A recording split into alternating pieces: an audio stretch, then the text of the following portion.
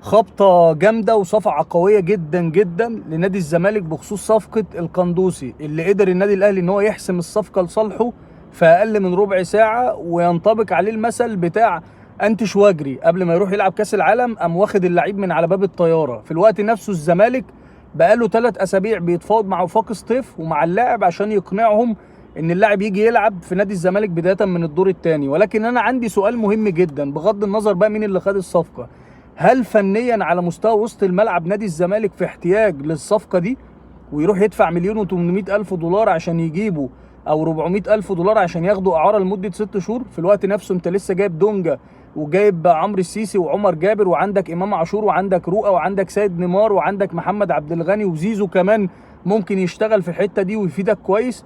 وانت عندك مراكز تانية محتاجة تدعيمات، محتاج صانع لعب قوي، محتاج مهاجم جامد، محتاج جناح شمال كويس.